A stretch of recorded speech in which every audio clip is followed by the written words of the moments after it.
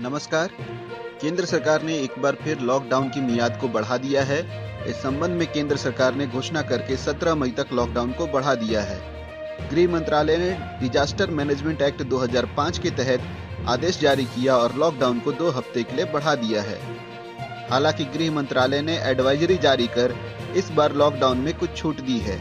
इस छूट के मद्देनजर ग्रीन और ऑरेंज जोन में ई कॉमर्स को मंजूरी दी गई है। इन जोन्स में गैर जरूरी सामानों की ऑनलाइन डिलीवरी पर छूट दी गई है। इसके साथ ही ग्रीन जोन में 50% सवारी लेकर बसें चलाने की अनुमति दी गई है। ग्रीन जोन में बस डिपो में 50% कर्मचारी ही काम करेंगे। हालांकि इस दौरान कई गतिविधियों पर रोक जारी रहेगी। लॉकडाउन के दौरान स्कूल, कॉलेज और शिक्षण संस्थानों को 17 मई तक बंद रखा जाएगा। इसके अलावा सिनेमा घरों, मॉल्स, पब्स, होटल्स, रेस्टोरेंट्स आदि को भी बंद रखा जाएगा। कोटा से लौट रहे छात्रों के लिए 1 और 2 मई को रात्रि 9 बजे कोटा जंक्शन से ट्रेन खुलेंगी। रांची और उसके आसपास के जिलों के लिए 1 मई को रात्रि 9 बजे, वहीं धनबाद तथा उसके आसपास के जिलों के लिए 2 मई को रात्रि 9 बजे ट्रेन खुलेगी। गौरतलब है कि इन छात्रों को लाने का किराया राज्य सरकार ने अपने मद से वहन किया है। अपने घर झारखंड लौट रहे छात्रों को 1 भी रुपया खर्च नहीं करना पड़ेगा। गृह मंत्रालय की ओर से हरी झंडी मिलने के बाद रेल मंत्रालय द्वारा श्रमिक दिवस के अवसर पर श्रमिक स्पेशल ट्रेन चलाने का फैसला लिया गया, ताकि विभिन्न राज्यों में फंसे श्रमिक, छात्र और तीर्थयात्री अपने गंतव्य तक सुरक्षित पहुंच सकें। रेलवे ने निर्णय लिया है कि सिर्फ स्वस्थ यात्री ही ट्रेन से सफर कर सकेंगे, जिनकी स्क्रीनिंग की जिम्मेदारी शुरुआती गंतव्य वाले राज्य की होगी। ये सभी यात्री सोशल डिस्टेंसिंग का पालन करते हुए पूरी तरह सैनिटाइज बसों के जरिए ही रेलवे स्टेशन तक लाए जाएंगे। हर यात्री को मास्क पहनना अनिवार्य होगा। इसके अलावा यात्रियों के खाना पानी का प्रबंध संबंधित राज्य की जिम्मेदारी होगी। गंतव्य पर पहुंचने के बाद यात्रियों की विधिवत स्क्रीनिंग की जिम्मेदारी तथा जरूरत रहने पर क्वारंटाइन की व्यवस्था राज्य को करनी होगी। गृह मंत्रालय की गाइडलाइंस और तमाम राज्य सरकारों से आए अनुरोध के बाद 1 तारीख को जो श्रमिक स्पेशल ट्रेन चलाई गई वो हैं Lingampally to Hatia, Aluva to Bhubaneswar, Nashik to Lucknow, Nashik to Bhopal, Jaipur to Patna और कोटा टू हटिया। यूजीसी द्वारा गठित कमेटी ने कॉलेजों में परीक्षा का समय घटाने की सिफारिश की है। कमेटी ने अपनी सिफारिश में कहा है कि परीक्षा का समय 3 घंटे की जगह 2 घंटे कर देना चाहिए।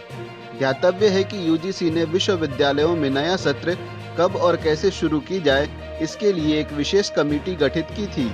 7 सदस्यीय समिति ने परीक्षा से जुड़े मुद्दों और एकेडमिक कैलेंडर को लेकर अपनी रिपोर्ट पेश की है।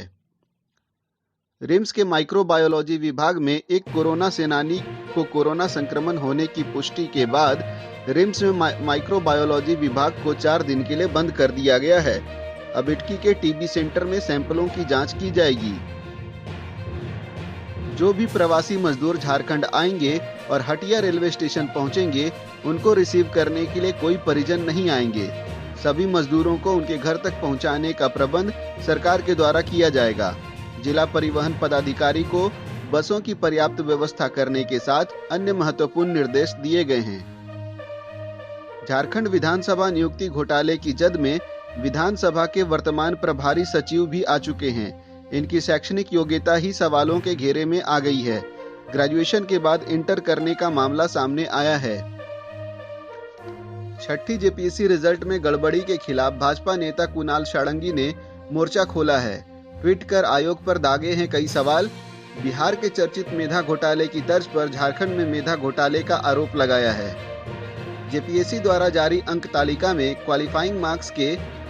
क्वालिफाइंग पेपर्स के मार्क्स जोड़े जाने के कारण बहुत से अभ्यर्थी अनुत्तीर्ण हो गए, जिन्हें मेरिट के अनुसार उत्तीर्ण होना चाहिए था। आयोग द्वारा EB1 का कट ऑफ 594 जारी किया गया, लेकिन वैसे अभ्यर्थियों का भी इसमें चयन किया गया जिनका प्राप्तांक 593 था। बाद में आयोग ने कट ऑफ में सुधार कर 593 कर दिया और आयोग द्वारा जारी अंक पत्र में पेपर 5 के स्थान पर पेपर 4 दर्शाया गया है। पश्चिम बंगाल के मालदा और मुर्शिदाबाद, हावड़ा और बिहार के 500 से अधिक लोगों को दुमका जिला प्रशासन द्वारा बसों से उनके घर भेजा गया। सभी बसों में एक एक मजिस्ट्रेट की तैनाती कर यह निर्देश दिया गया है कि लौटते समय वहां फंसे दुमका के लोगों को कोऑर्डिनेट कर लेते आएं। वहीं झारखंड के सबसे बड़े हॉटस्पॉट हिंदपीढ़ी से 2 और कोरोना संक्रमितों के मिलने के बाद राज्य में कोरोना संक्रमितों की संख्या बढ़कर 113 हो गई है। पाए गए मरीजों में एक 26 साल की महिला है, जबकि दूसरा व्यक्ति 27 वर्ष का एक पुरुष है। खबरों में फिलहाल इतना ही। झारखंड से जुड़ी ताजा और महत्वपूर्ण खबरों के लिए हमारे चैनल को सब्सक्राइब करें।